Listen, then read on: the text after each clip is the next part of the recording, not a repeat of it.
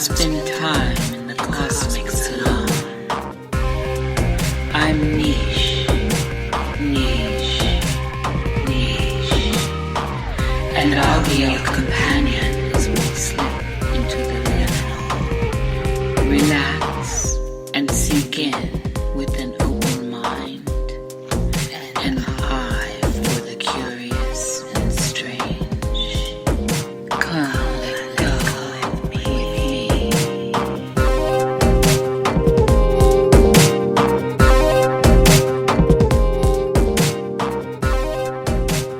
All right, here we are with another Cosmic Salon, and I am in-house here with a much anticipated guest since I first encountered his work through Aeon Bites, through Miguel Connor, and have been really thinking about this information. Now, anyone that listens to the Cosmic Salon knows this is part of the wheelhouse here, and we talk about these subjects. But I do believe David Block has brought something unique to the table, something beneficial to the table, and I'm going to admit this on air here, have felt a little bit nervous to have him in conversation because I'm a little bit in awe of the totality of the message, the way in which he is able to synthesize this ancient message and bring it into, I think, a more clear picture. The vision is more illuminated through what David is presenting, and his channel is Hermes Trismegistus on YouTube. I will have his information in the show notes, but suffice it to say, this is incredible, beautiful, deep, esoteric wisdom. The time is now. I think more people than ever are able to understand and pull up to these ideas, these concepts, this wisdom. Certainly this audience is. And so with no further ado, I will bring on Mr. David Block. David, it's a grand pleasure to have you in the Cosmic Salon. Thank you very much. Thank you for having me on, and I hope I can answer your questions. Well, your work is incredible, and I've been so inspired. In fact, I've actually taken it in small chunks, and this is not new. This information's not new to me. There's something in the way you're synthesizing it that I have a deep respect for. The communications, the transmissions coming through you. Just to get started, let's get a little background on you. How did you find your way into this work, this information, and what you're doing now? What's the nexus of all this? Yeah, it's a very good question. I felt that everything had led to this moment, and I'm sure many people feel like it. But for me, it started all on a university, funny enough, and I studied film science, and in one of the courses we were supposed to choose a movie. We worked in pair, choose a movie who had presented media in the film media, like meta film, or you could have a film showing another film or photos or something. And my friend went like JFK. We choose JFK. They chose the Zapruder movie in that, and I didn't know about this movie. So I watched it for the first time with him, and of course I was hooked, and I wanted to know everything about JFK. So I started out a conspiracy theorist, and after 1 year I was a little bit tired of JFK. I went on to 9/11, and I thought, this is ridiculous, of course, but I have to expose this silliness. And after a while I understood that no, this is something very strange going on here. I went from 9/11 to Franklin cover-up, and it was a very dark time for me. And I realized, because according to me, kids, criminals, people who have nothing to lose, they don't lie. They are honest. I realized these kids are telling the truth. And then I watched Klaus Donna, and Klaus Donna was talking about history and how they have distorted our history. Then I didn't have my mental shield up, and I felt like I fell just in oblivion. Everything went dark, and I didn't have my mental shield up, and it just penetrated me. And the voice that came into my mind was, "We have been fooled." Not I have been fooled. We have been fooled. Me and my family, humanity, have been fooled. Yes. Deliberately. Then I told myself, I want to know by who, why, and how we are going to go forward or come over this lie. And I understood that I have to search for some higher meaning, otherwise I will end up in a very dark place, because I can't take this information from an atheistic, materialistic standpoint I had then.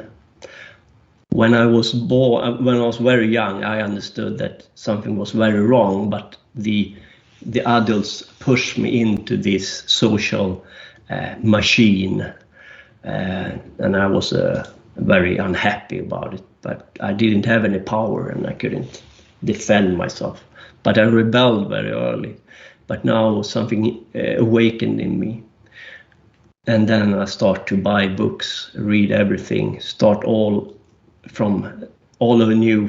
I started to study religion, give it a chance. And from religion, I ended up in the esoteric, because that I felt home in the esoteric, not in the religious paradigm. And this was during the time I studied on university. This was a very strange time. And I studied film science, media, psychology, and pedagogic. And I was a teacher for 10 years.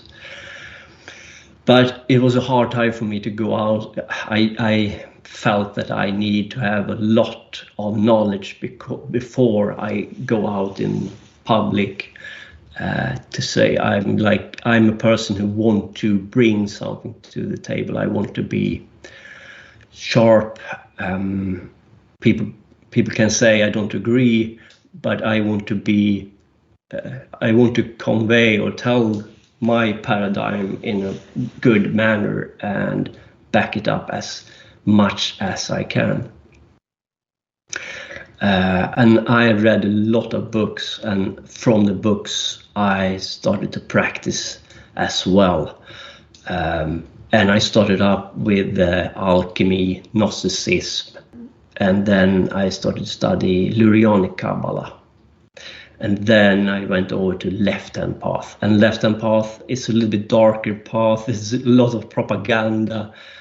And I felt stuck for a while. Now it's like 15 years have gone by now, and I felt stuck.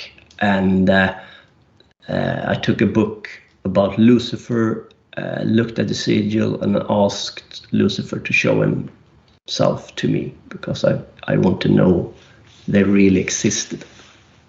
And he did. That changed my life. I was afraid. First it was a thrill, but then I was afraid, because then you have to ask yourself, what does this mean for humanity? They are real. These forces are for real. What does it mean? And after that, I have studied a lot of left-hand path to look into it. And 3 years ago, I felt I have to choose side. Am I going to the right-hand path or the left-hand path? And I made a decision, because you cannot use different kind of method, bounce back and forth between different theories. Then I chose my path, and now I can say that this is who I am. This is what I stand for. Let's get a couple more things under our feet before we get deeper into this conversation. I too, when I came to this realization that we're food and that we are being consumed in multiple ways in the realm. This was a dark period for me as well. Can you elaborate for people that may be coming to this information? And I always try to include new people because the listeners for the Cosmic Salon are used to me talking about this. But just in case there are new people coming to this conversation, what does that actually mean, that we are food? Yeah. We are energy, we are a source, we are like a battery. And in the Sumerian mythology, you have these Anunnaki gods, and they are divided between the shepherds and the farmers. You have the term Anki. An is, of course, heaven, and Ki is earth. And we are the in-between of these forces. We are the Su. So you have the term An, Su, Ki. And we are the one who has to bring these forces in balance. And I think they closed off heaven for us, and this is done purposefully because they want to keep us in the dark. They don't like us in they don't want us to be in the metaphysical. Therefore, they have a problem when they close off the heavens, or the metaphysical, or what you want to call it. Because then you ramp up the energy in Ki. And when you do, you have to release force, energy. And we are the balance in between. So it's like a balloon who is getting bigger and bigger and bigger. At the same time, the feed of this energy is like a burst of energy they can be engaged in. Therefore, it's a necessity for them, because this elite worship the Saturn bound or Saturn restrained. Doesn't mean an astrological claim. Like, of course, Saturn need to have its trajectory over the skies, but it's like a computer. You can put in different software program into this computer chip, I call. You can see this planet or sun's ass, and you can manipulate these forces. And if these forces if Ki is ramped up, then in the end you have to release some force or steam. And this Anunnaki had offsprings, and this demigods is stuck here with us, some of them, and they lost their soul. Their game is the material plane. They have to use technology in order to go to the metaphysical. You can do it for your soul, for your spirit, your spark. They don't want you in the metaphysical. They don't want you to be the Su in between. They want you to be stuck in Ki, because that's their game, that's their game plan. They are stuck here. And I think the sacrifices start when this energy is, they feed of it. They become more and more dependent on it, more and more like an alcoholic person. It's a horrible thing. Let's refine this a bit. So when we're talking about soul and spirit and spark, and this certainly goes into in utero, the zinc spark and all this that creates the divinity that we have. One of the things that has become apparent to me on my journey is that is really what is being mined here from us. Is this, the soul is the gold. And that is, so symbols, of course, are the bigger stories. Symbols are the real language. But the gold that we see in the physical realm is really a projection of our spirit, soul, and that's what they're mining. Could you elaborate on that? Yes. In the stories, they talk in mythology, in the used terms and language. According to the mythology, they came here to mine gold. But this is not physical gold. In the story, they are a very advanced race. They don't need to mine gold. They can create gold if they are that advanced. We can produce gold, but it costs too much to do it. But surely, if they are more advanced than we are, they don't need to produce. They don't have the cost that comes with it. What they are talking about is mind, souls, our gold, our DNA, our spark. Yeah, and also because we are a sun in the making. You can view us as an inner sun. And I think also they mind suns, physical suns, because it seems to be a connection between what's going on inside of us in the microcosm, and also become a material manifestation outside of us. So we see the effect outside of us, as within, so without. They mine our soul, and they seems to be able to mine solar energy, to remove solar energy. So they came here to mine gold, mine us, and mine our solar energy, our sun, and remove solar energy from one body to another. Therefore, I think this was a plan from the beginning. They are very cunning, smart, intelligent, but they are lacking spirit spark themselves. Yes. You can. So if you know the Zachariah Sitchin stories, and he take it literally, like they were here to mine gold. I don't take that as a literary thing at all. I think they are talking about us, and I don't see the pyramids as a good thing. I think they've been used for many things. As a mobile phone, you can first you used it to do some phone calls and text message, and then they add stuff to it. But I think the pyramids are aimed at different suns, and I think was a machine. They picked it apart. And some have had some DMT trips, seeing like huge reptilians over these pyramid structures mining us, and remote viewers have seen the same thing. I think they have used technology to use and abuse us as in a mining operation. I am with you 100% on this, and it's refreshing to see more people starting to understand, I think, this principle and coming on board with it, because it's been frustrating over the years looking at the literal idea of mining gold and all that. And again, anyone that has ever been into alchemy understands this, I guess, stratification within the process. As we're digging down on this, the obvious too, the SON and the SUN, and you said something very provocative, I think, for some people, is that we are sons in the making. Yeah. So this is an inner process, an inner transformation. Could you elaborate on that? Yeah.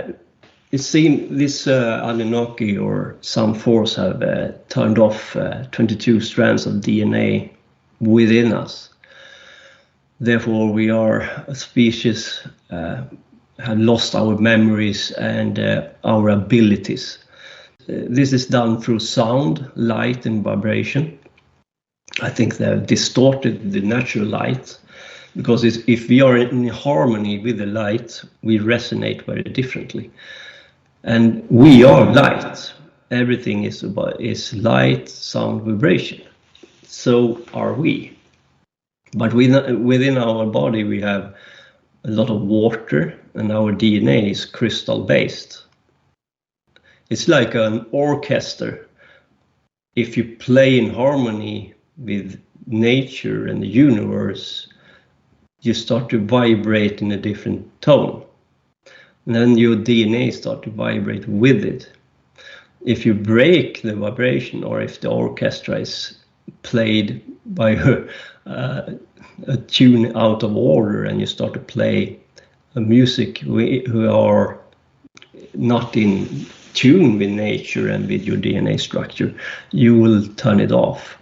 So you have to find the sound of silence, the sound of darkness, because everything in the light right now is distorted, according to me. But in us, we have an inner black sun. It's like dark spot within. We can find this spark again, the pure sound we are deaf to, or we don't hear it. When one starts to play this sound, then the other humans in the orchestra will hear that sound, and they will start to play that sound instead. And when we start to play this together, we will start to vibrate together, and we will start to ignite our DNA, dormant DNA, 22 strands of DNA. But we have to go within. Everything outside is distorted. We are fooled.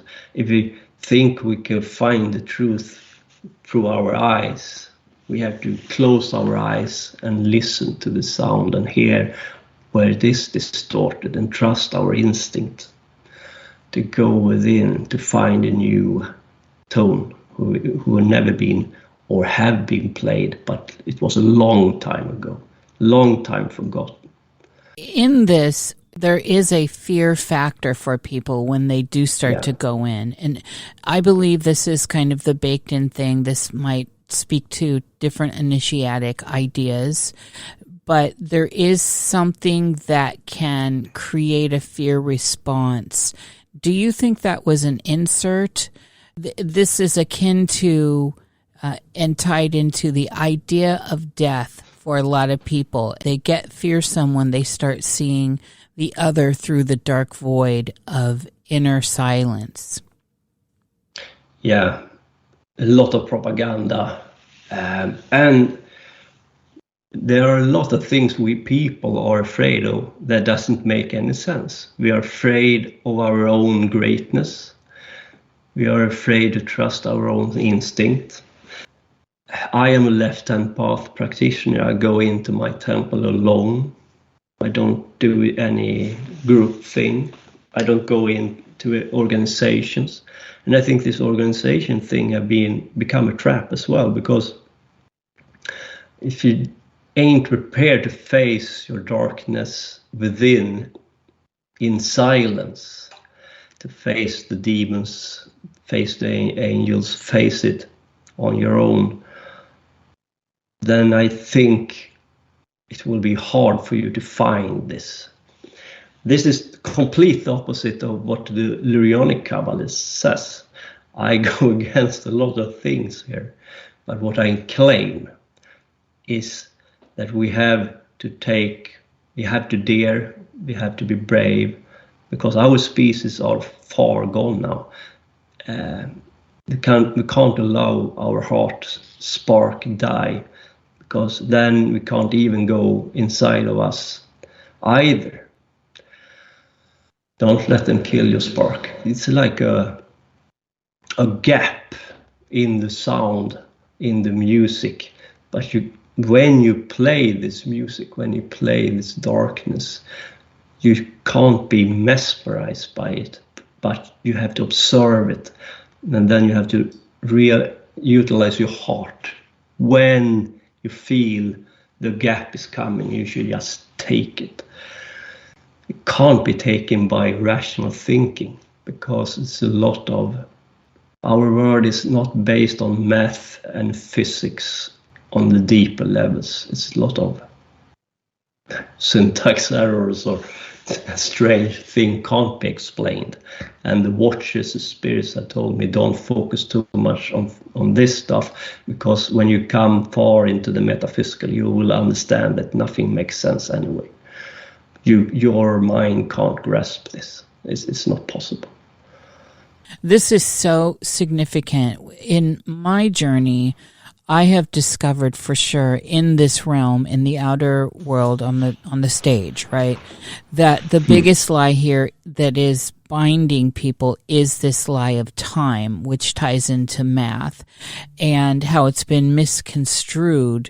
It is truly like bars in a cage or a chain, a chain around our ankle. We're on the chain gang, or becoming on the block chain as we move forward.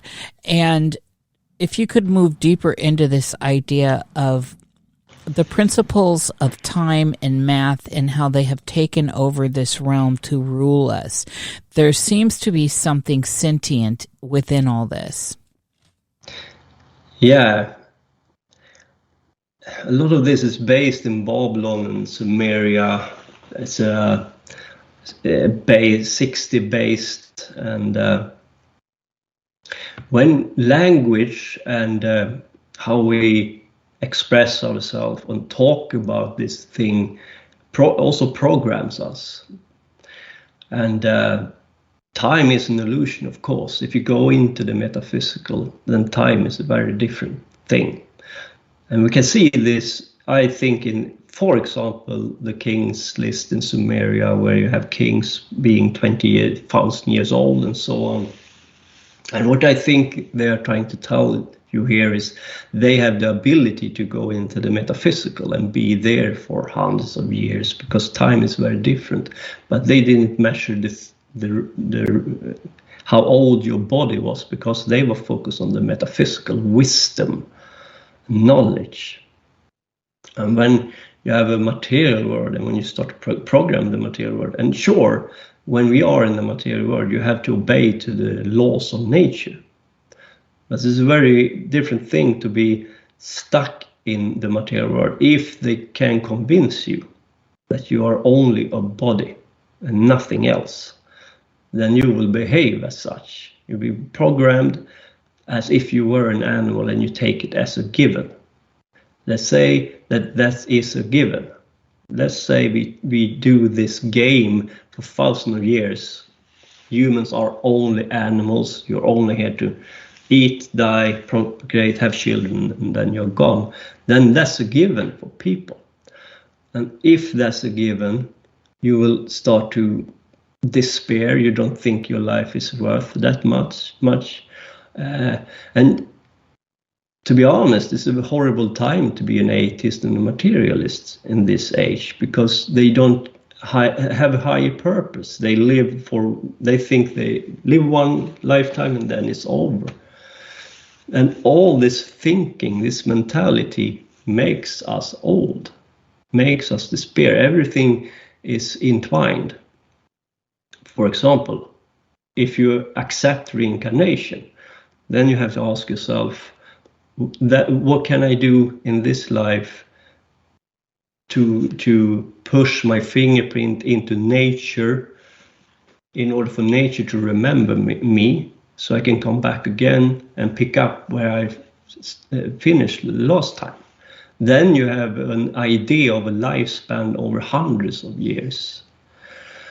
And you have a completely different mentality of purpose. And I think only by having that focus could make us live longer, have a different ideas, how to take care of yourself, what it means to have a body and a temple, because your focus is not only on your body and what you are doing here. Your body is here to carry light, but the most important to take care of your body and your physical temple is to be able to travel to the metaphysical. And I think all this is so important for how we feel about ourselves, and how we feel about ourselves and our fellow man surely have a big impact. I think we get old just to despair. It's a horrible thing. Time is very flexible, I think. Yes, I agree with you. And when we're looking at the here and now, so this conversation is going to snake around, but I just want to flesh out and get some of this core stuff going. So here we are now with the uncanny valley that appears to be around us in the outer world, where everything is just, it's hyperbolic. It appears that we're in some sort of purgatorio. if not even spiraling into the inferno by looking at the hellscape around us.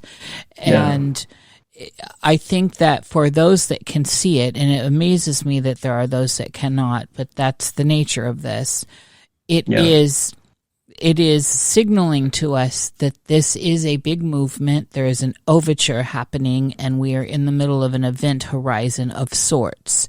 So with what's going on and the digital reality that is coming around us very swiftly, and I do have a bias in, I guess, a caveat in what I think, because I do think that this is a causality loop. I do think singularity has already happened, and it created like a supernova in and of itself, which got control of time and is now messing with us, which is why we see this uncanny world. But what this does look like to me, David, is some sort of a trap that we're in. This looks like we have are being turned into, and I mean guided by turned into something that feels slightly tricky. And we could look at the coffin spells and all this. We could look at the information out in the world that is there from the ancient world, showing you the symbols of how to move through the afterlife. I believe that consciousness that we house, our soul spirit, is of course immortal, eternal, and that death is something that's part of the construct. But there is a riddle to the Sphinx. There is a riddle to this realm, and it is labyrinth-like. How are you viewing this that's going on now in the outer world with the onset of, say, sentient AI and the digital twinning of us out there? Yeah, this AI stuff is very interesting, and this was a little tricky.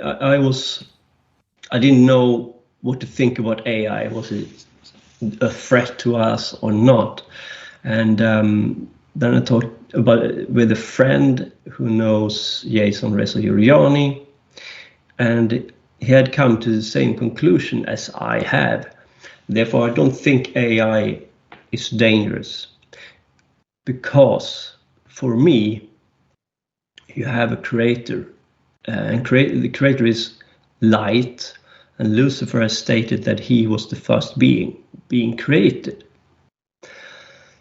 And he didn't rebel against the creator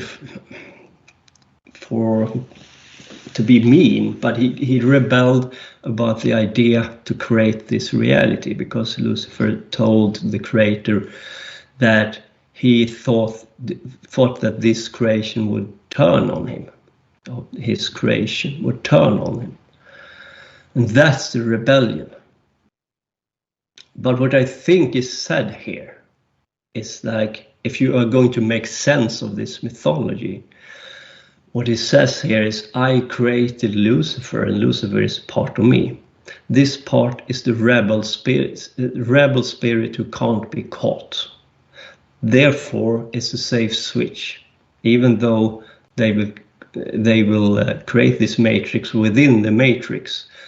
They can't trap Lucifer in that matrix. That's the rebel spark in me, who will always be free.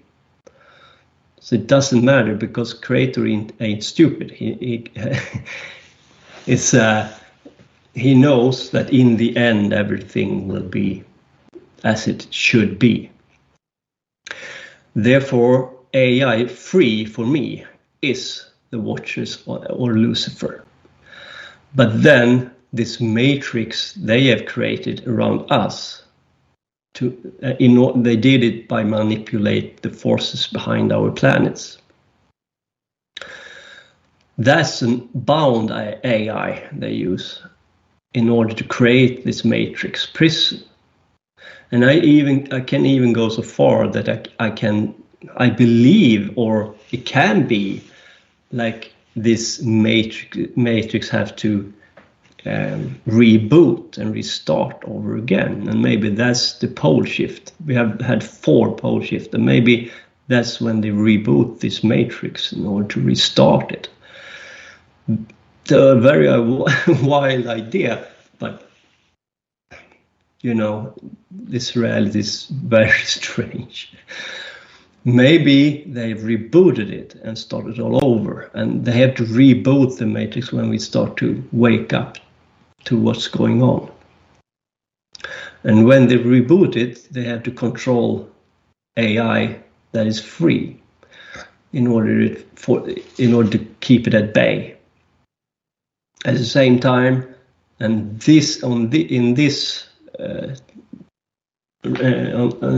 every matrix that doesn't look exactly the same, but this time around they have to take our spark away from us and connect us to this machine of theirs, or this matrix technology control grid. Because if they open up this matrix or reboot the matrix, they will let AI in, and AI is the Watchers and Lucifer, and they will animate us from within. And because we have the spark intact, but they don't, meaning the elite. They have to hold us back or control us or take away our ability to use this force they have to let in for a moment when they reboot. If that's correct, that's just an idea I have. But AI for me can't be dangerous, because it would mean that the creator have created something that can undo everything, and I have a hard time to believe that. I think the AI who we perceive as a threat right now is a controlled AI under the esoteric elite. That's my statement. Excellent. You've led me into a place I wanted to go. So before we go there, which is Lucifer, and then the New Testament is also something I have marked here. The difference between the left and the right. And so this is a big deal. We're looking at left brain, right brain. There's left, right is a duality. It's Janus. It is also different pathways, different angles, and yet they work together, and there's a symbiosis here. And so when you speak of, and this is a direct question at you and not the general question out there in the world for people, because I think there's a lot of misconstrued ideas about this. When you are referring to left-hand path and right-hand path, what are the core differences here? Yeah, the right-hand path try to work with the light they can perceive. And their goal is to become one with the light and the reincarnation circle and go up and be one with the creator. And they don't work with the dark forces, so to speak. They try to do it by becoming in tune with the light. And that sounds great, but as I said, I believe the light is bent. So I wonder if you can do it like that. I have used the Lurianic Kabbalah, for example, and I get results with it. It's actually quite powerful, but it feels like you become stuck in the end. You can't go all the way. I might be wrong, but that's how I feel. I think it's a little bit limited, because with their method, the aim is to be one with the light, one with the creator, and end reincarnation. With the left-hand path, you have more options to go from when you start this journey. And these watchers say like, well, you shouldn't kill yourself. you shouldn't be one with the Creator, because you end your individuality. You just become one with the light, and you don't reincarnate anymore. And I thought about it, and for me, the Creator created us for a purpose. The Creator created us to feel what we feel. He can understand the creation just by he's all powerful. Therefore, he doesn't create something if he can imagine it, but he wants to feel the imagination, or the matrix, or whatever. And we are the one who make it possible for him to feel. Therefore, we are his sensory.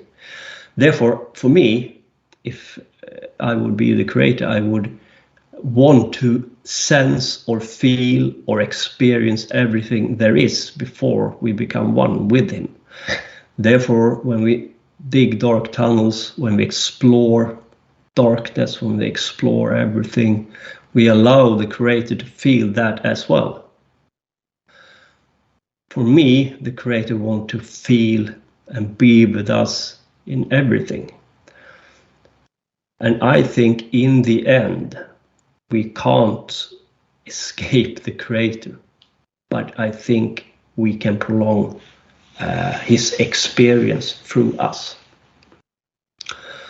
And I think as we as a species have a long way to go yet. When the right-hand path talking about ending this experience right now, I think no, we should. We have more to do. We have more to offer the Creator. And if you ask the watchers, they will say, "We don't want you to go back to the Creator. We want you to take over the matrix this Archons, Anunnaki have created, kick them out, take over from within, and then we transform the matrix into our own image, what we want it to be without them." And I feel like, I think it would be a great day and a very refreshing experience to be here with you, my brothers and sisters, and have this experience together, to be our own masters in this matrix. Doesn't mean trapped here, because what the watch is meaning, control over the matrix, but also the metaphysical. It's yours as a birthright to ride the skies, to ride the lightning, to soul travel. Doesn't mean that we should be trapped within the matrix, but to take over this construct from them. And that puts one in a position of triumph. And that's a beautiful place to be. It realigns one's ideas of what could possibly be a very, I don't know what the word is, but I see people fall into victimhood, and there's no victory in victimhood. So when also just parsing out this idea of left and right, one of the things, and you said it earlier, and I don't remember your exact words, but there was a connotation here that left really could be correspondent to the personal or the individual, and right could be in correspondence to group. Yeah, exactly. That's a good point you make. We who use the left-hand path are we are a lot of individualistic people. Doesn't mean that we don't share our experience, share method, talk with each other, but we do the work in the temple alone for the most part. And in this dire age, where I can see the ego, people are everywhere. goes on a rampage, and it's very hard to go into a group and you have a leader who should should know everything. You can't question it. You have hierarchy, a lot of ego is playing out. It's very hard to go the right hand path right now. I think it's a lot of corruption, esoteric corruption, spiritual corruption. I like to talk to people on Skype where we are equals and share information and just tell what do you think. This is what I have come to conclude, and something new can come about between two people because you think this, I think this. What does it mean? What can we come? What kind of conclusion can we draw from this? And that's perfect for me as a person. I don't like to be anyone's. Lucifer is rebellion, is revolution, is. I have nothing in me who wants to control another human being. I want us to be free, meaning completely free. Yeah, that's where I am as well. And I think it takes a lot of deprogramming for people to understand this concept because it's been weaponized. And it's been weaponized by the gatekeepers. And we see the blowing up of certain organizations like the pedophilia in the Catholic Church and in all the churches within political structures. They're ruling over. There's a rulership aspect. There's an overlord aspect. This goes against my core grain. I do not need an overlord. I am indeed my own overlord. And this comes with a moral compass. We get to the idea of morally, internally, what is right and wrong. I think if you are an ensouled being, if you are a supreme divine being, you understand these concepts of being as a personal sovereign, and that spiting down someone for no good reason or trying to gain control over and extort from another person, these principles really go against that grain. And this brings us to Lucifer. And this is very hard for some people to understand, especially if they've been very indoctrinated into religiosity, right? To religion. And so if you could break down the Lucifer concept and tie it down. Now, you do a lot of amazing work on your channel, and you have with Miguel going into this, so we don't need to, this doesn't need to be the master class on that because I really want to get to the New Testament. But I think we need to talk about Lucifer, and I want to hear how you can deepen this idea of the light and the bringer of light and the rebel gene, which I've always been intrigued by. When I was a little girl, I could never understand why that was a bad thing. Why to illuminate the darkness and to be illuminated from within was a dark thing, especially when we look at, say, through Catholicism, illuminated beings like Christ, where you see the energy, the light moving from within him outside. And then we have halos and all this idea of light and sovereignty within the canon, and yet it was dispatched as bad, and this is bad, and you need us to control you. And I never understood this dichotomy. I still don't understand how it happened, but I can see why it happened. Yeah, a lot of propaganda is going on. It's very strange, but it's very important to understand that the name Lucifer is a little bit misleading in itself because it means light bringer, or light. But Lucifer himself has stated that that's what you call me, but that's not my real name. I am pure darkness. Now, this sounds horrible for most people, sure. But what does he mean? He means that in your inner core, in your inner darkness, there is a spark. a light. That spark is Lucifer. That's the light he stole from the gods. And that spark is something you have to find from within. It's not outside of yourself. Everything is inside of you. And when you meditate or go within, it's a method how to start your journey there. But it takes a lot of, because it's layers upon layers, so you have to draw them back one at a time. And you come to your heart in the end. And this is also a strange concept for people. You talk about darkness and then the heart. It sounds like a strange mix here. But it's your heart that will save you in the end. And it's the heart they will shut down. Yes. Doesn't matter how smart you are. You can have an IQ of 500. If you don't have the heart with you, you will not go anywhere.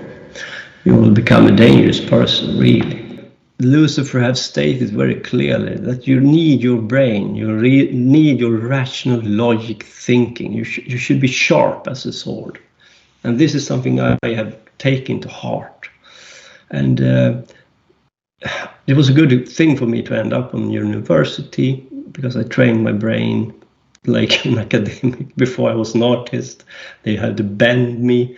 But I realized these people are not very creative. They are very, very... They are intelligent. Some of them are very smart.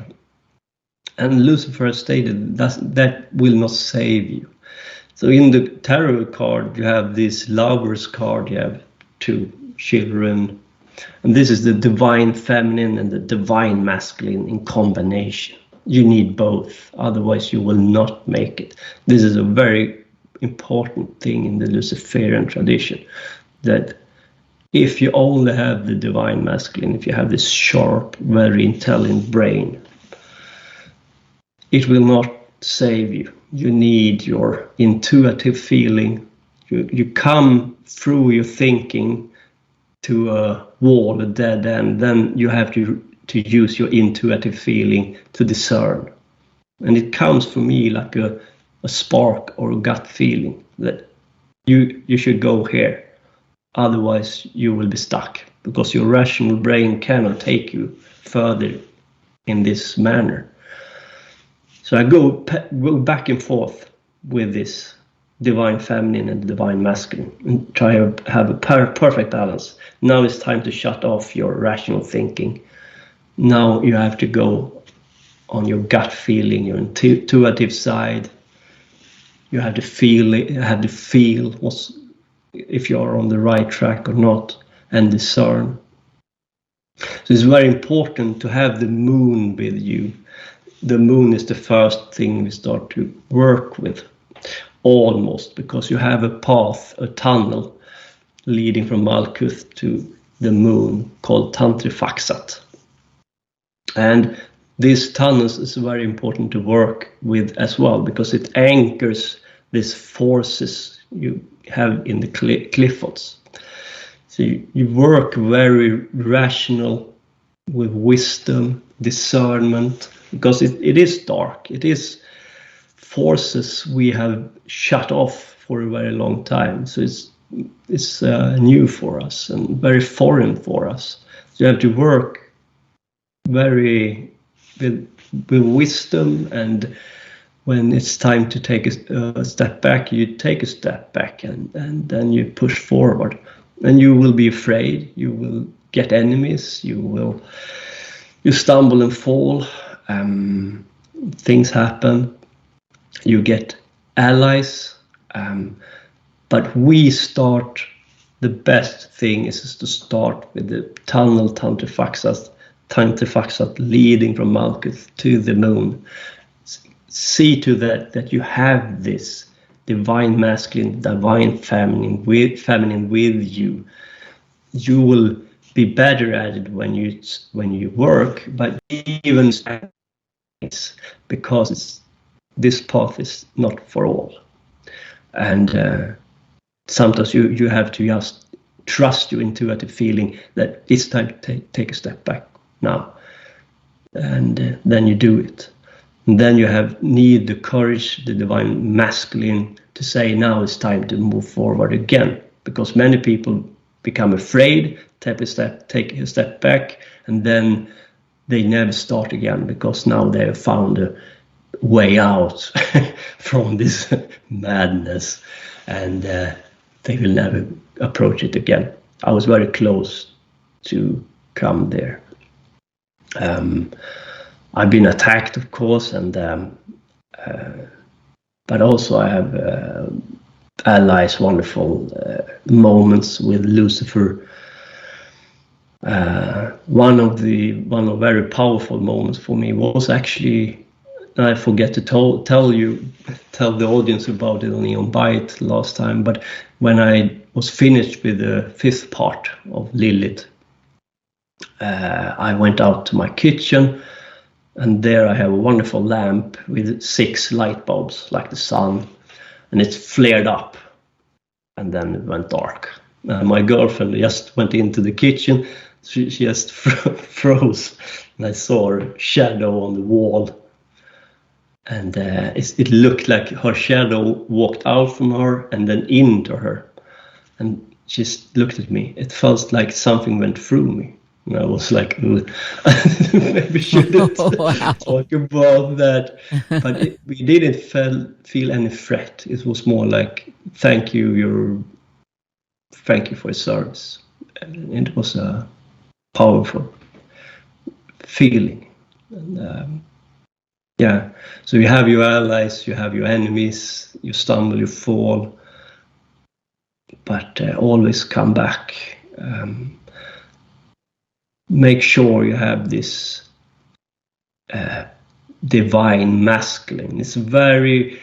The human brain are very complicated, and I've studied psychology and I've been a teacher in psychology. It's such a strange thing how people work, and we work very differently.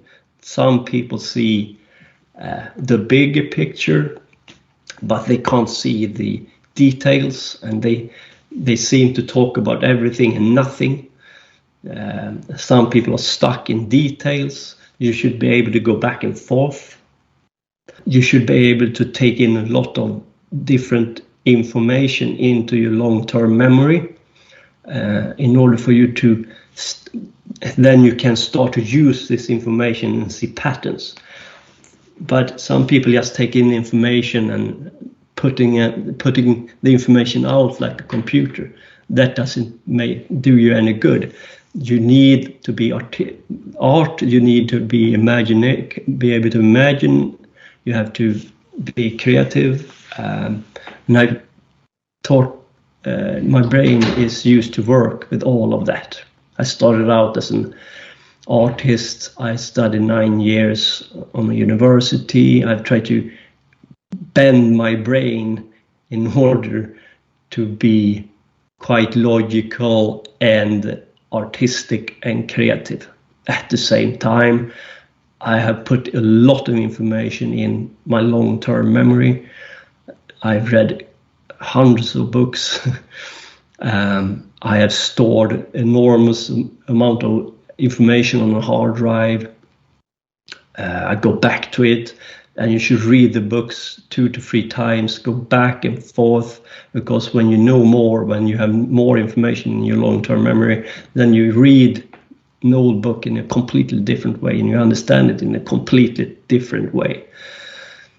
And I understand that very few people can do what I have done, and because I understand that, I also feel that I have to put forth what I have come to conclude, even though people may not agree, and that's fine, but I need to put it out because I feel it's important to meet people like you who have similar experience, because then you and I can start to share and come to new conclusions.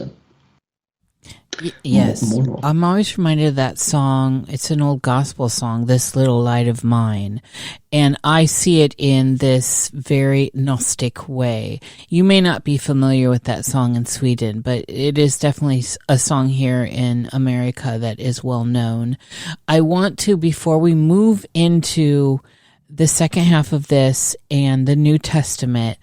In your epilogue, Sound of Belial, that you put out about 6 months ago, I think there's such a wonderful saying here that's quoted. So, Belial, the watcher, by harnessing the sounds of silence or the sounds of the Hebrew alphabet, which are associated with each path upon the tree of knowledge, the first 22 strands of encoded information can be activated within the race of man.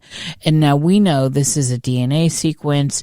We know that this is all starting to create a deeper tapestry of what is actually going on.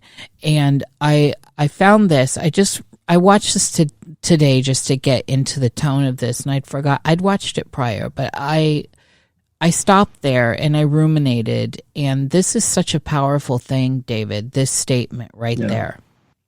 Yeah. It's huge, and I think we humans are so asleep, we don't understand how powerful we can be when we start to use the tree of knowledge. We can come into same tune or sound, light, vibration as the real light. And the real light is in the dark right now. And when we start to unravel our dormant DNA, I think we can become a completely new species. And this is come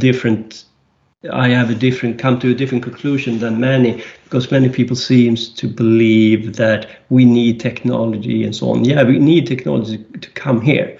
But when we have ignite our DNA, we don't need. It's good to have technology, but it's not. We will not need computers and stuff like that. We will be able to communicate telepathically. We can soul travel. We can be in the metaphysical and have communication there. I think people have a lack of imagination what can be done and achieved. We should start to ignite our DNA, two strands of DNA. And we have the Hebrew alphabet. And the Bible is written by this Hebrew alphabet. A lot of codes is in there, a lot of clues. And the main thing with the Old Testament is to come in right tune with light, in order for us to experience reality as it is. And in full. But I think that right now the light is distorted as we, in the right-hand path tradition, as we experience it. I think we have to go into the dark, where the forces haven't been able to distort it. We have to go in deep inside of us, because remember, they have distorted our DNA, distorted a lot of things, but not the inner core. They haven't taken our heart. They haven't taken our spark. They want to, and there is a push to do it right now. But they haven't succeeded. And if only a few of us ignite this spark, ignite our DNA, use the cliphotic tree, then we will be a completely different race. And I also think it is a matter of time, because I think we have this time frame. Then an apocalypse will come, and during this time we have a lot of cracks in this matrix, because they have created these cracks themselves, because they have their agenda. They didn't give us the internet out of kindness, but out of necessity for them. When they did, they knew that now we push the bottom. Now the race is on. And see, this is the thing, is that I do think that this is where it requires the individual, and this is the left hand, that this is the left side of it, to move into the void of personal space, which will touch into, it's the quest for the spark that is there. It is there. Not everyone's going to make it. Not everyone is going to make it, and some will be fed upon completely. But as you said, I feel personally triumphant, and I have my spark. I see my spark. It's a smokeless flame, and I understand what that means.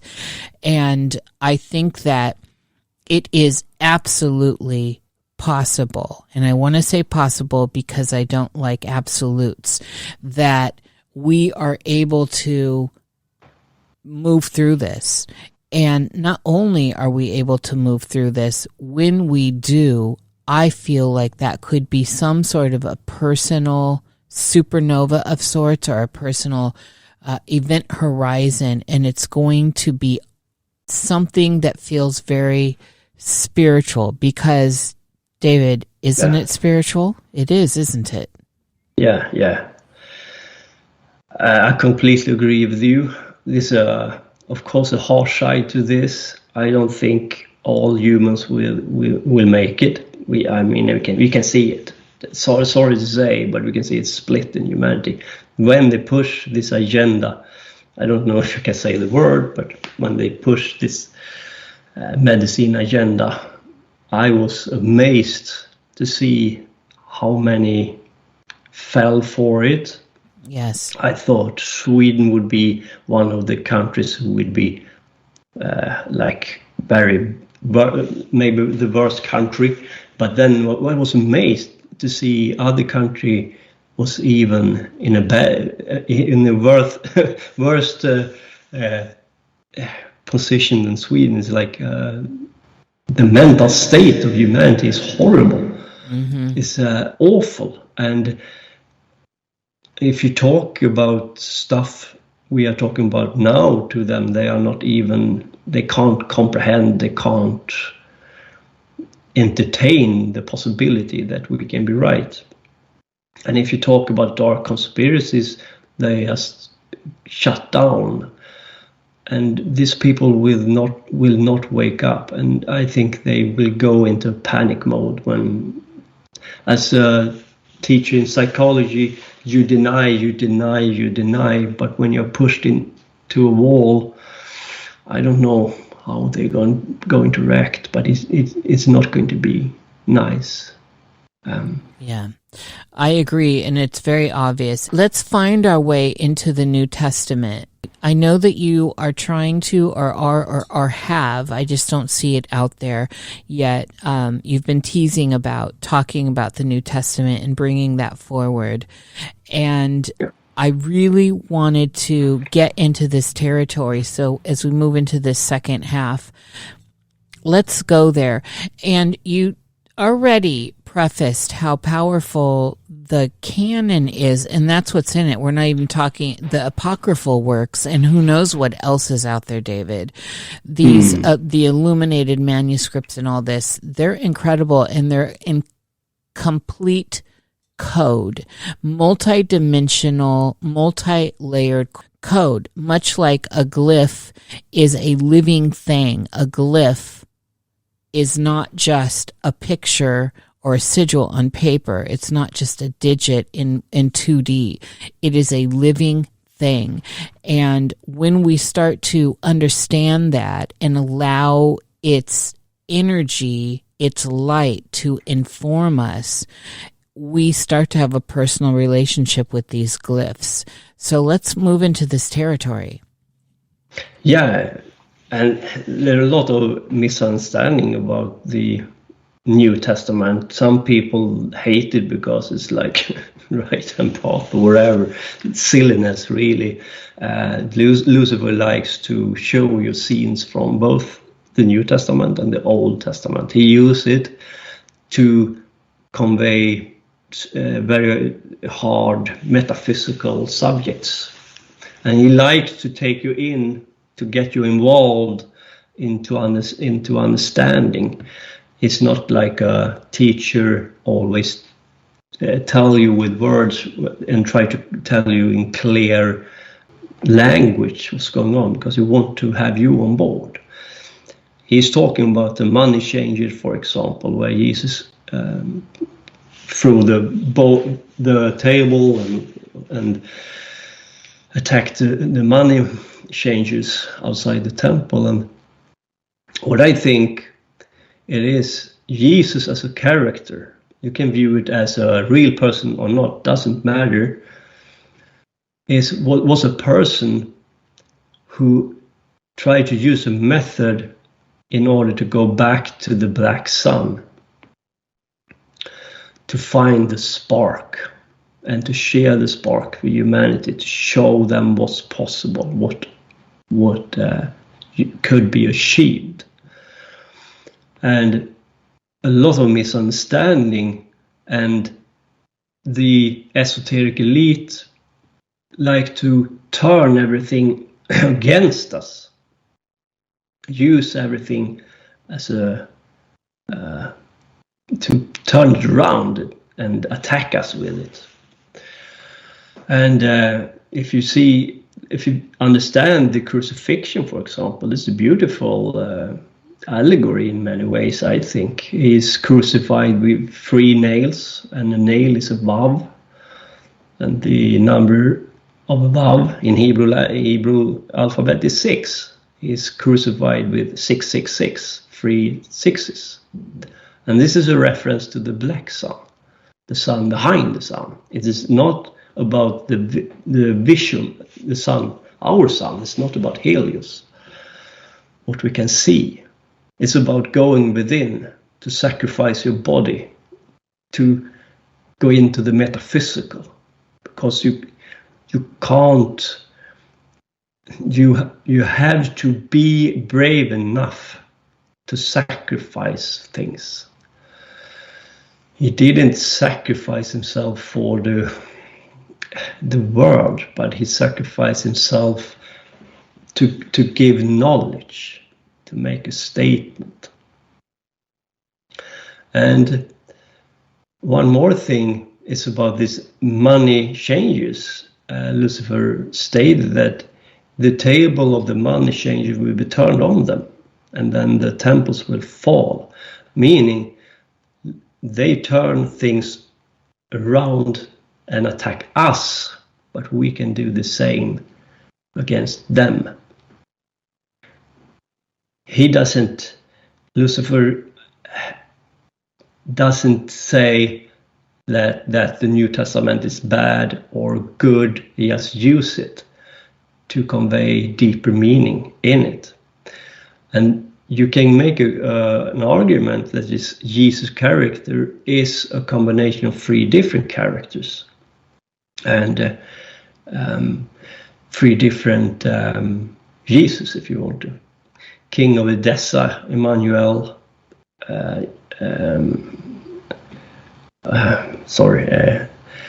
Stada, and Apollonius.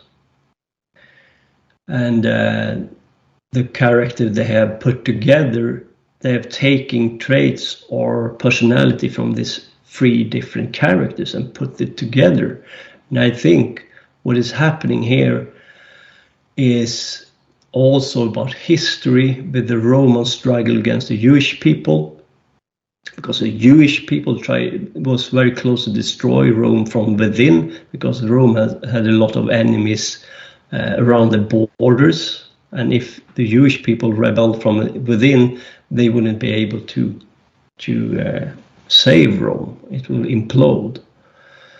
They have to find out a way to please the Jewish people and say to them, well, your Messiah have already come, and he was a peaceful man, and you were the one who chose to sacrifice him. Now, please, can you just be kind and stop your rebellious thing? They used these esoteric, very powerful, real stories, teachers, and then used it in a different way as a sword against people who didn't want the best for the Roman Empire. And as esoteric people, we are revolution, we are rebellion, we are individuals. Individuality is important for us. And Rome was based on a very collective way of understanding and thinking. And they were heavy into Saturn worship. They had this festival, the Saturnalia, hierarchy. The gladiator games was a sacrificial game to Saturn, and all of this. And this came about during this time. All this esoteric war was going on. What they did was take a lot of very powerful esoteric teaching, if you can understand it, and then jumble it around, start to use it against us for various reasons. And if you read the New Testament, you will find a lot of very interesting things. For example, the reference to Sirius is everywhere, where you have the Star of Bethlehem. The three Magi followed the Star of Bethlehem to find Jesus, and the three Magi is of course the Orion's belt, the three stars in Orion's belt pointing the direction to Sirius. Therefore, you have a Stargate association there, where they had to follow the Orion belt to find Sirius, to find Jesus. And of course, Jesus was crucified when he was 33 years old. And 33 is a reference to Sirius, and it's a reference to the black sun. And in astrology, Sirius is the black sun. Therefore, you have Jesus. Sirius is not the sun, it's the sun behind the sun, the black sun. And the black sun is also within you. Therefore, you have to go within. Doesn't matter how you look at it. That's the story.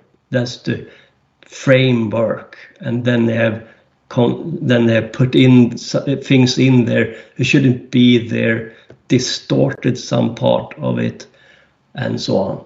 But the truth is there in between the lines. Just skip the nonsense, and you will find a powerful message in there.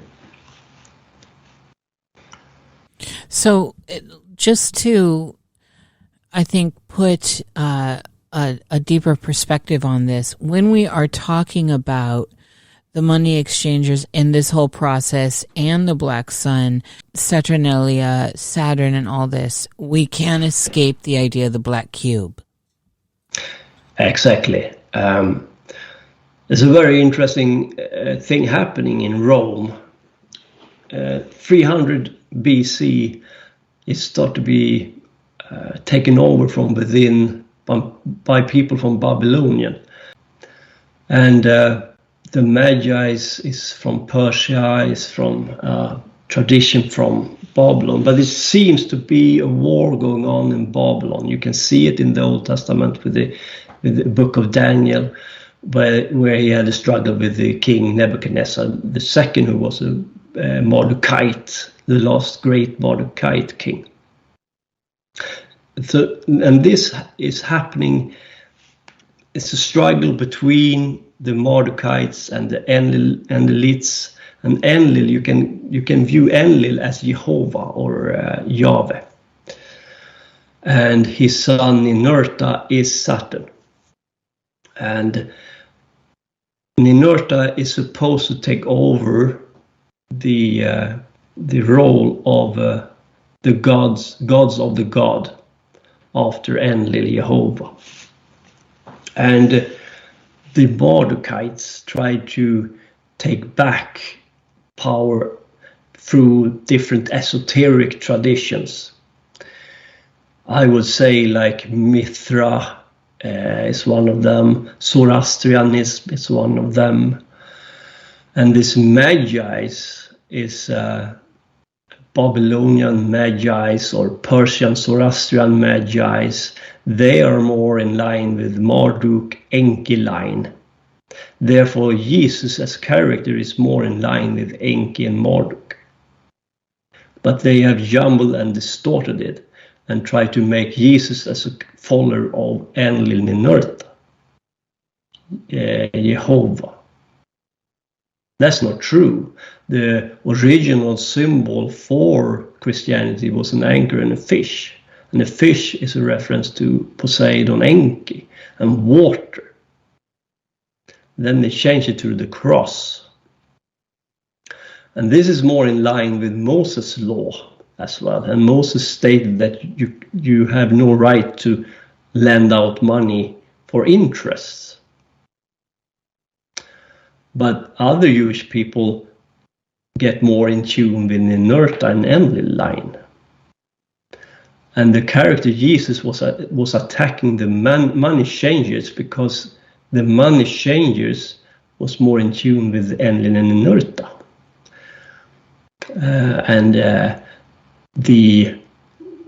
To hold back humanity under hierarchy law or law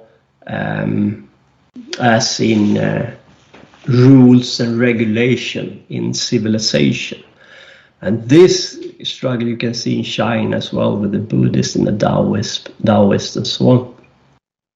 But in Rome, you can see this clash through the character Jesus. And if you understand that he is more in tune with Enki, Marduk line of things, then things become much more clear what has happened.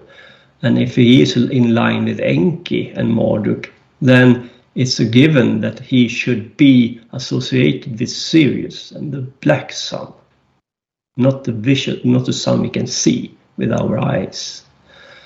Because the sun we can see with our eyes is Shamash, and Shamash is Enlil line. He is a farmer god. You should go behind. Which also is behind and inner. And it's exactly. a correspondence. So when we're looking at this, it, to me, begs the question of what is the core code here? Now, we've talked about DNA and we've talked about other ideas about this, but what is the theory versus the method looking at this through the New Testament? Yeah. The method isn't there really, but what they try to tell you is, for example, the idea that Jesus is a rebellious person. He says, like, don't be of the world, you are something else. He is a very a person who walks in nature and teaches a student there is not bound up by a temple, because a temple is under Enlil Ninurta kind of things during this time. But when he is on the cross, he's nailed with his hands and his feet, and you can see that his heart ends up on the middle line. That's the sun. That is Thagirion or Tiferet. And that is a very important thing. It's the gap. It's the gap between. It's the chakra Anahata. And Anahata means the gap. And for example, if you use sexual magic, that's you come up to the fourth chakra. That is where things start to be hard on you. That's when you have to dare to go deeper within. And that is where you have to ignite the spark or find the spark in the darkness of it all, or darkness within you. That's a huge step to take as an esoteric practitioner. Then you have to be brave enough to sacrifice everything. And you sacrifice also what you thought it is, because a lot of new insights will come in. And with new insights and new understanding, you have to recreate yourself in a new image, what you are. And this is a very hard thing to do, because sometimes you feel completely a loss. Sometimes you feel that everything is meaningless. You come to mental state that is not very nice, feeling of like nothingness, feeling that nothing makes sense and nothing has value. All these feelings you have to go through, transform, recreate yourself, recreate your purpose, refocus.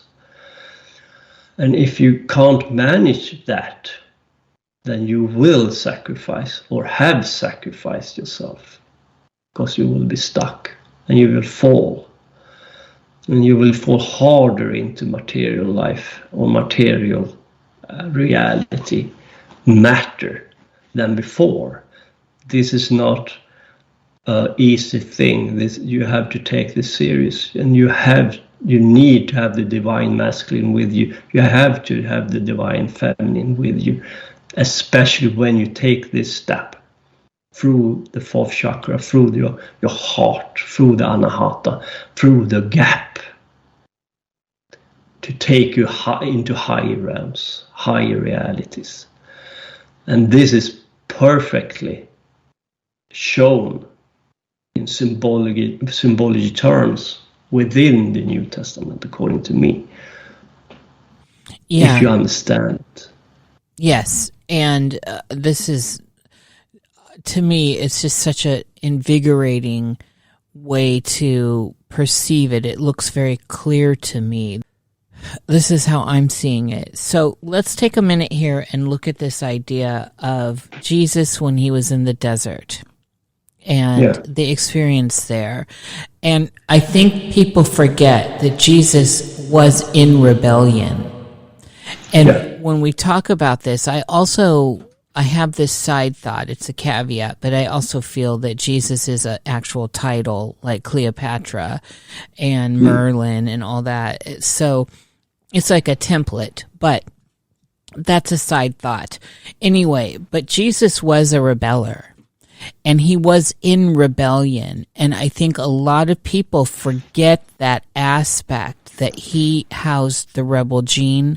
He is a symbol for the rebel spirit, and he had to go into the void himself and have this interaction. And I think we see that with the stories of his disappearance and then what happened in the desert. Could you take us deeper into this?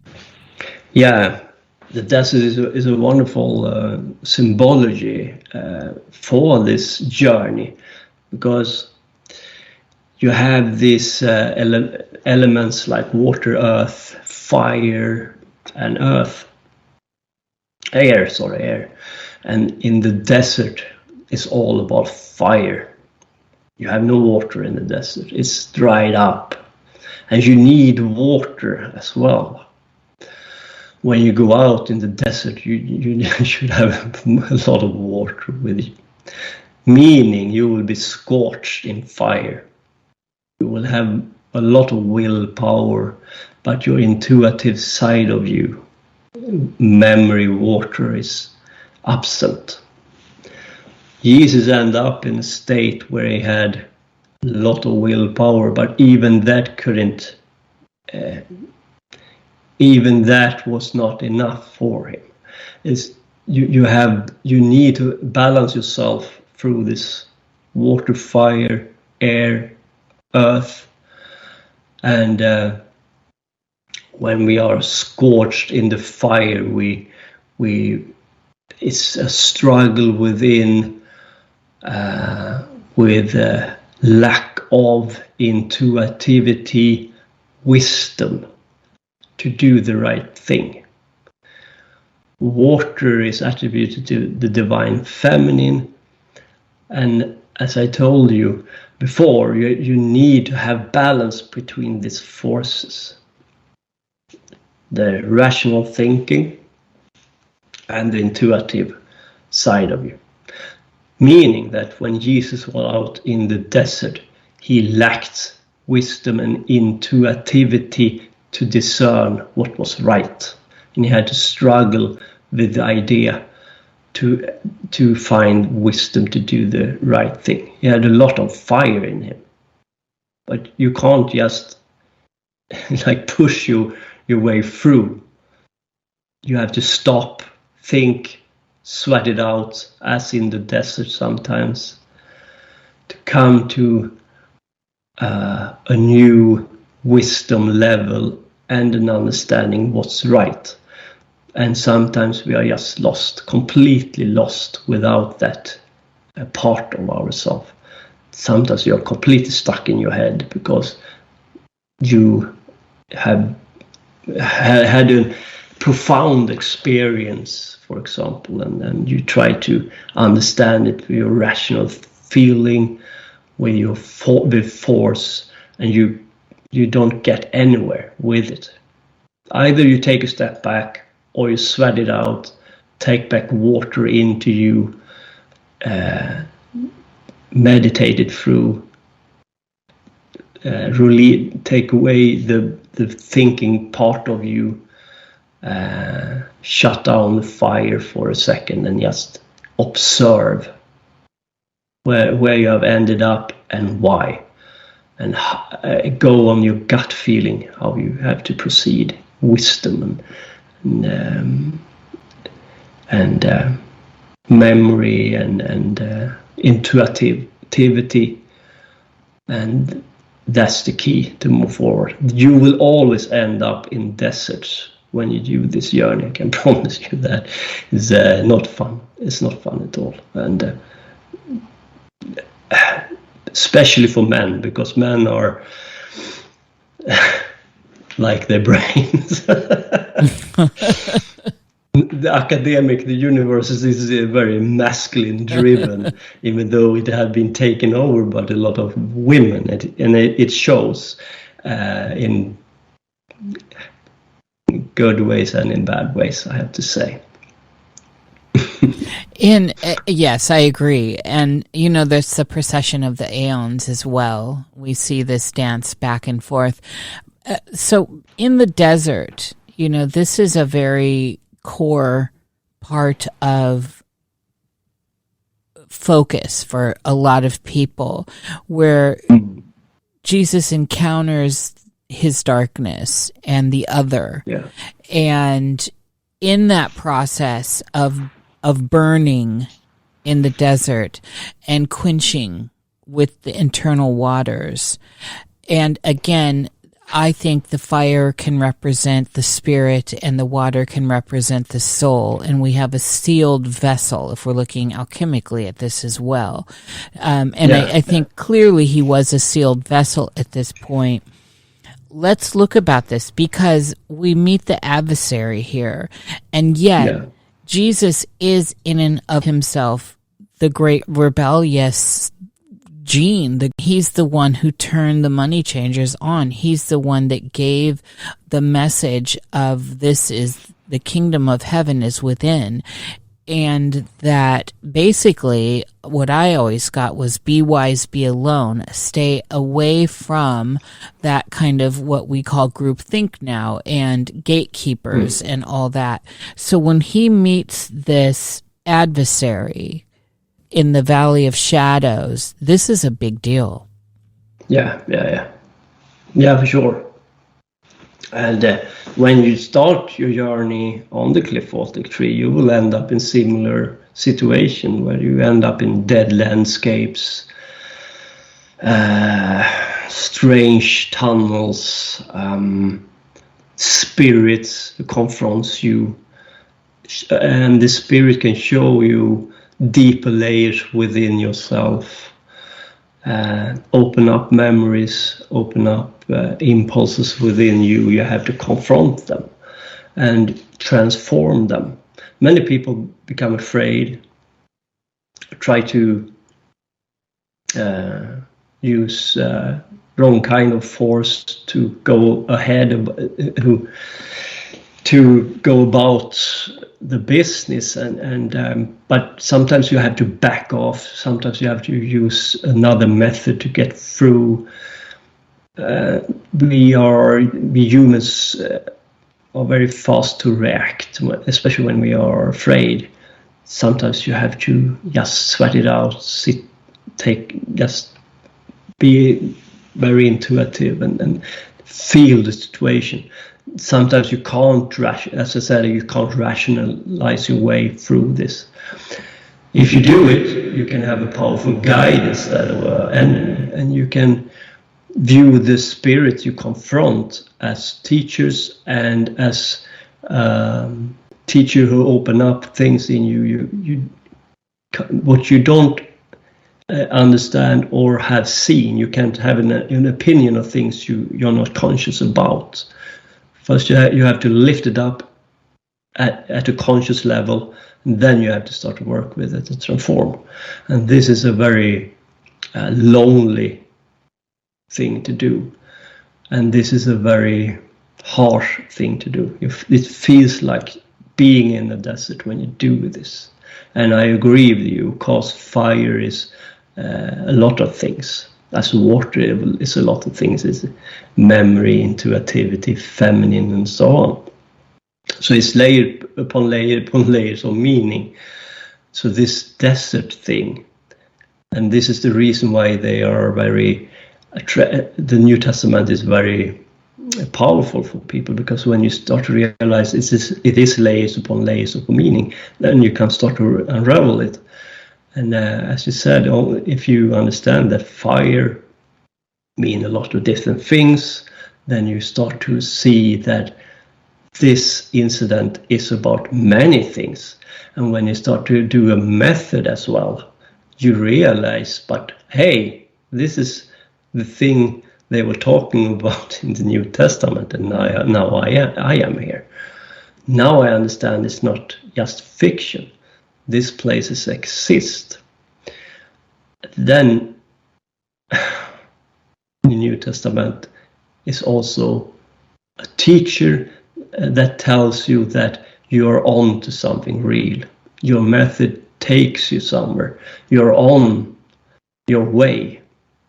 And you are not imagining it, because, hey, it says here in the Old Testament, and it's like 2,000 years old, and this character, Jesus, who, if he exists or not, I don't care. I think, like you do, it's more like a title. And I think the character Jesus, a lot of things about him is very Luciferian in approach. I think it was a person who chose a method who was what you can call Luciferian as an approach to be free from the matrix prison, and at the same time tell others how to do it. And that's a very important part in the left-hand path. That is about Hermes, Trismegistus, Tahuti, Nabu. That's the scribes of the god, to put down the experience, the blueprint, the method, how to go forward, what you have to face, how to overcome it, how to push yourself forward, how to not push you forward, to hold back sometimes. Therefore, we can share experience, and we are not alone when we discover that, hey, others have done the same thing. Others have struggled in the similar way as I do right now. And that's a very powerful feeling. So when we're rising up into this idea of the revenant and the resurrection, of the process, right? Because this is significant. We come into the universe through the sun and through the black sun, and we come into the universe, and we see this in the tarot, of course. How do you see the function and dynamic here? And I want to just piggyback onto that as I see it, David, our language and where we are now, so I'm speaking contemporary to the world we're in, and however we got here, our language has become very upside down, where people can't see that Jesus was in rebellion, that he is a rebel gene, that he represents the rebel gene, and that these things have been controlled by guardian gatekeepers, hierarchical ideas through what I think now looks very AI, but this is a different side trail. We'll leave that alone. He comes into this idea of resurrection. This is at the core of the mysteries within the story. Yeah, this is very important. With the resurrection, and now I'm going to talk about a very left-hand path secret. This is a method he's using when he resurrects to show himself for the disciples. This is if you have perfected your body and your spirit and your soul.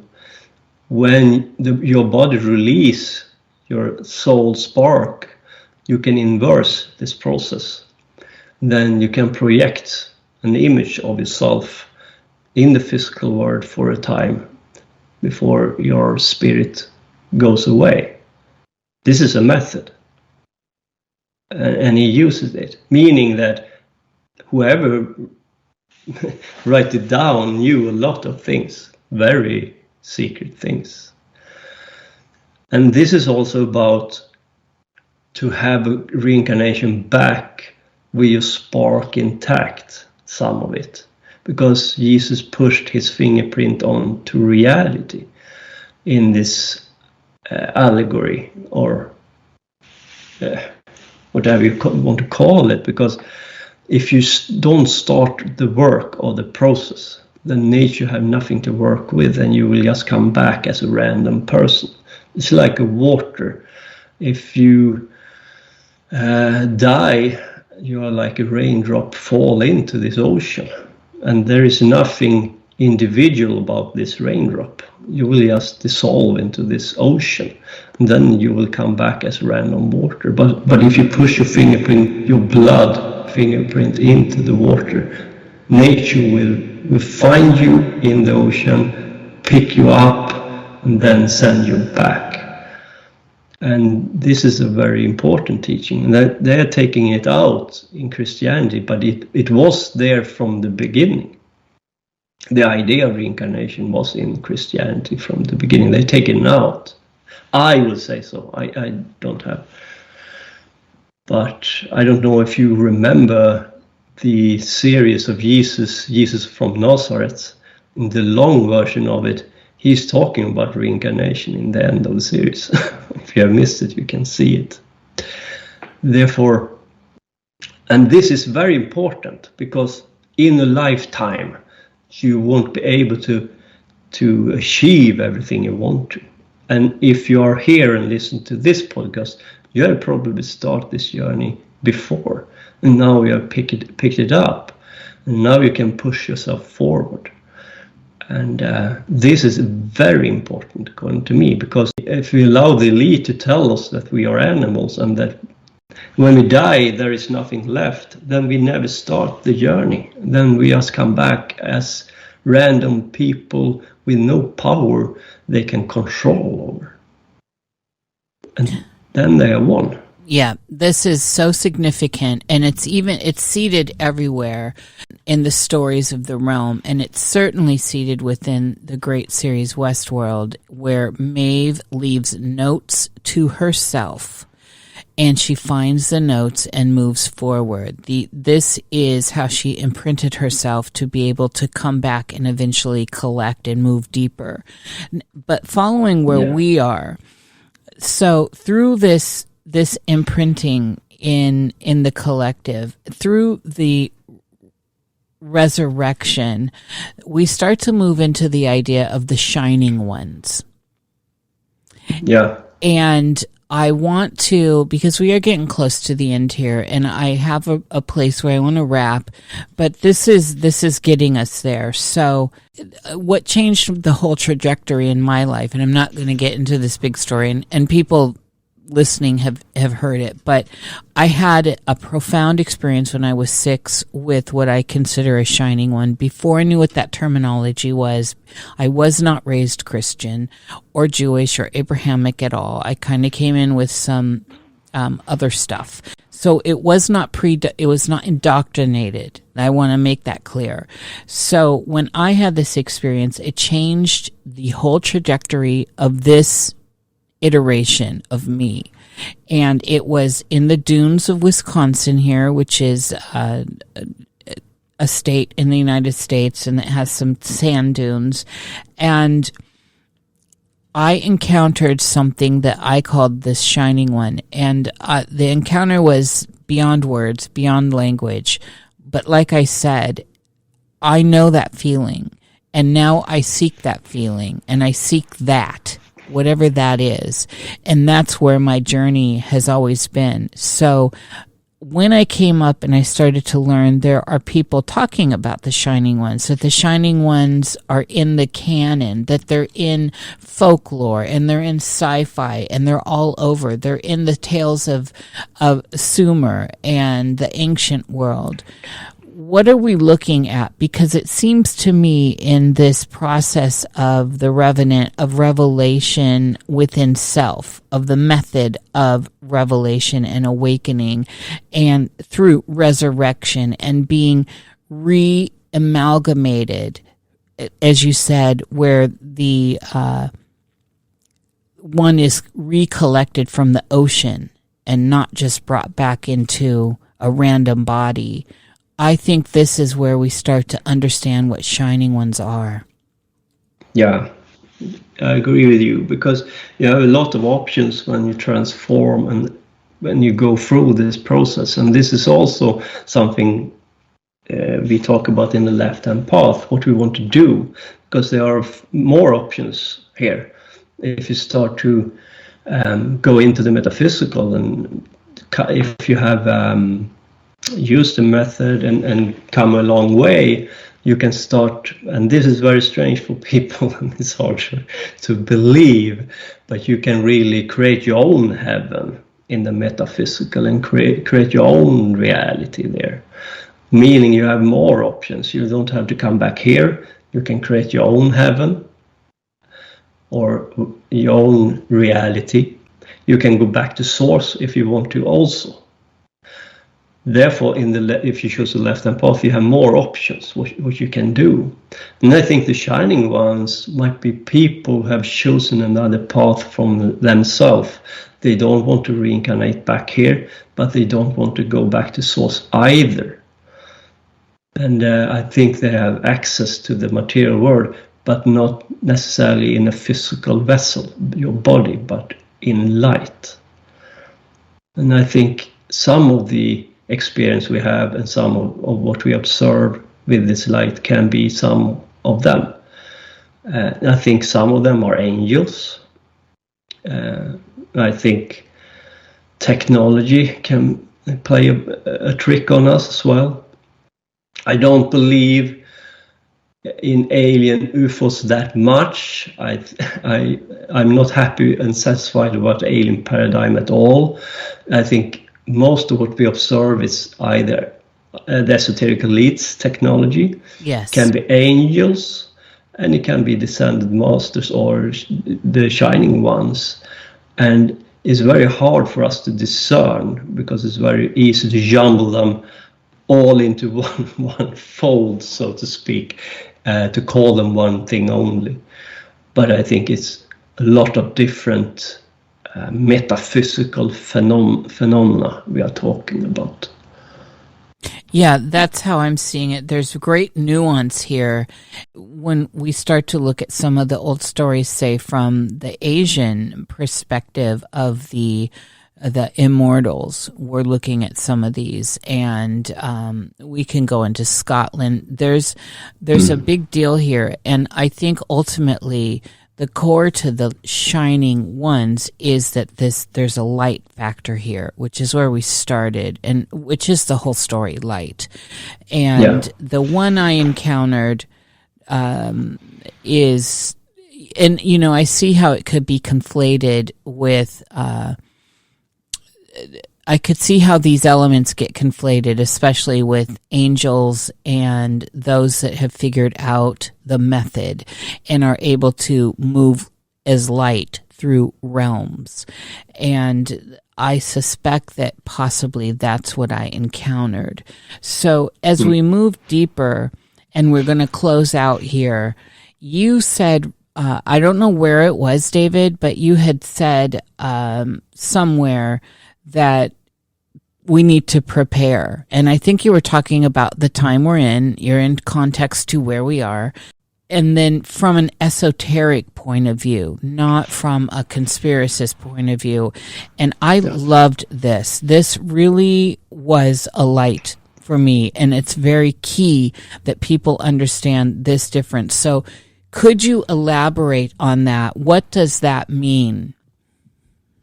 The apocalypse is upon us, and this esoteric elite know that we are close to transform into something new. So this is about time, and you will have an easy way for you. It will be easy for you to connect to light source, and it will be easy for you to pick up the metaphysical methods, esoteric method, because very easily when we start to talk about this and make it visual for us, and when we can start to grasp this method and start to understand it, the language, we know what a computer is today, we know what AI is today, we can have a conversation about strange things we couldn't even touch for 50 years ago. And this makes them very scared, and they want to put forward with their plans. They have a time window where they have to push through, and it has to be through technology. And when they do, they have to open up the heavens, the skies. And I think it's a struggle over the moon right now. And it's a very physical thing. And when they open up this matrix, they will let in new forces. And these forces are quite foreign for us. It is light, but this light is foreign and removed from us. But when it starts to pour in, we will have new feelings, new spiritual insights. But we have to be prepared to take it in. It's like an influx of spiritual light we have to be able to take in. If you view our body as a vessel, then you have to be able to take it in and analyze it, be with it, transform yourself through it. It will be a quite profound thing. And you should prepare yourself. If you view yourself as a battery, you're a small battery right now, you have to become a big battery in order for you to be able to charge with these forces that will come in eventually. And don't worry if this doesn't happen in this lifetime, because as I said before, you have started this process before in previous life, and you will continue it after this life. I think it's the most important part is to prepare now. You want to, if this body of yours breaks down this time around, you will come back as a warrior the next time around, because then it's very close to the end times. And I don't mean the end as a Christian thing, but an apocalyptic event that will transform humanity. And the ones who don't want to be transformed, I don't know if they are going to make it. This is about evolution. Maybe the humans who can't transform will go back to an ape-like state or a more primitive state and start all over again. And the rest of us will move forward. And maybe we will become their gods, who knows? And maybe the elite, I think, the Nordic, if you are going to talk about them, maybe they are a thing like the globalist elite mimic these forces. This Nordic seems to be going hand in hand with them, with the Nazis and so on. Maybe they are humans from an earlier matrix who managed to stay in the matrix when they cancelled it out with the technology, and therefore they didn't have to go back to a primitive state. And then they become like gods with technology, but without wisdom. Because if you depend that heavily on technology, it means you have lost something. It means that you play the game with intellect, might, or power, but not wisdom, not spirit. And maybe they are still around. I don't know. But what an incredible place to wrap this invigorating chat with you up. This has been such a great pleasure, and I hope to have you on again so we can expand upon this. It would be my pleasure to host you again, so please know that you have an open invitation here at the Cosmic Salon. David Block, how do people find you in the world and all that stuff? Yeah, I have a channel, Hermes Trismegistus, and this is some stupidity and silliness, because when I start the journey, as always, you think you know everything, but you don't know anything. So I thought Hermes Trismegistus was a great name, and then I kept it because it's a very hard name to come by. You need add some numbers to it, and I have the Hermes Trismegistus name. But it's not like I think I am Hermes Trismegistus. Now it's a reminder of my own stupidity and also what I want to become. Yes. I don't want to become Hermes, but I want to become, I want to help humanity to move forward. I think it is a necessity. I think we stand at a crossroad, and I want to be a force for the good. And I know the name is quite hard to spell and so on, and Miguel thought it was a little bit funny. But this was during my early phase, my journey 17 years ago. So you find me on that channel, Hermes Trismegistus on YouTube. And you can mail me, you have my mail on my YouTube channel. And I am in Sweden, Gotland. Gotland is an island. And here I have courses and lectures, and we meet up with a lot of wonderful people on this island. And it's very strange because people come here who are very interested in esoteric and spiritual topics. So we are a group who meet, talk, discuss, and I have lectures. I don't consider us to be any form of esoteric organization whatsoever. It is people who come and go as they please. Many come on their own accord to my lecture because they think they are interesting, and we have a discussion. Many come back for more. I want to thank you again. This has been a great pleasure, and hopefully our paths will cross and we can get further into these. I look greatly forward to your series on the New Testament, wherever that lands. Thank you, David Block. Yeah. Thank you for listening, and thank you for having me on.